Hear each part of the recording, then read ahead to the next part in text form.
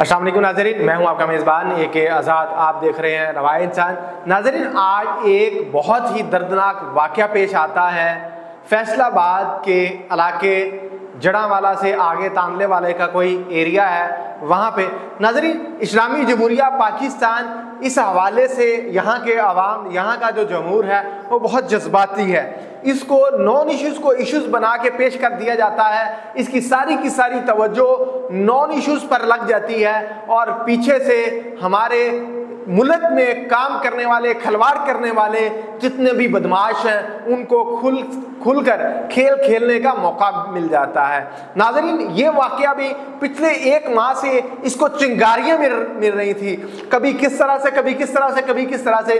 अभी कभी हमें पता चलता है कि मस्जिद में बेहुरमती हो रही है, कभी पता चलता है कुरान पाक की बेहुरमती हो रही है। इसी तरह से आज जिस तरह से गिरजे और बाइबल की, कभी कुरान पाक की बेहुरमती के हवाले से मुतज़ाद खबरें सामने आती हैं। नाज़रीन, ये एक सारी सूरत हाल है जिससे बाशऊर नौजवान को होश के नाखन लेने चाहिए कि इसमें एजेंसियां कितनी इन्वॉल्व हैं। इंटरनेशनल एजेंसियां चाहती क्या हैं? इस मुल्क को पीछे धकेलना चाहती हैं, आपको एक एजेंडा देना चाहती हैं। वो एजेंडा है जनूनियत का, वो एजेंडा है नॉन इश्यूज के पीछे भागने का।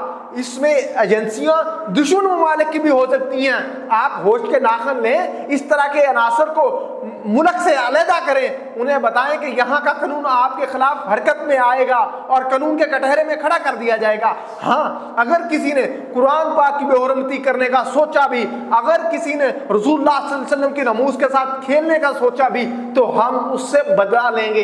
कैसे बदला लेना है ये मुझे सीरत से इसका पता चलता है। इसका मुझे कुरान पाक और बाकी अंबिया ने मुझे एक पुरसकून, एक ऐसे तरीके से इसका मुझे सलीका सिखाया हुआ है। वो सलीका ये है कि हमने उस सोच का तदारक करना है, उस सोच को सोसाइटी से ख़त्म करना है। दुनिया भर में हमने कुरान पाक पर अमल करके हमने इंटरनेशनल सतह पर मुसलमानों की जो नमूस है, जो पमाल हो चुकी है, हमने इसको दोबारा से बरकरार, इसको हमने पमाल होने से बचाना है और लोगों को बताना है कि यही मजहब है जो सच्चा मजहब है। इस तरह जब हम एक जनूनी कैफियत में आते हैं, लोगों के सच्चे खुदाओं को, लोगों के झूठे खुदाओं को, लोगों की झूठी किताबों को, लोगों के झूठे इबादत गाहों को जब हम आग लगाएंगे, जब हम उनके जज्बात को हम उबारेंगे, मुझे बताएं कौन सा मजहब आपको सच्चा मानेगा, कौन सा फिरका आपके साथ खड़ा होगा।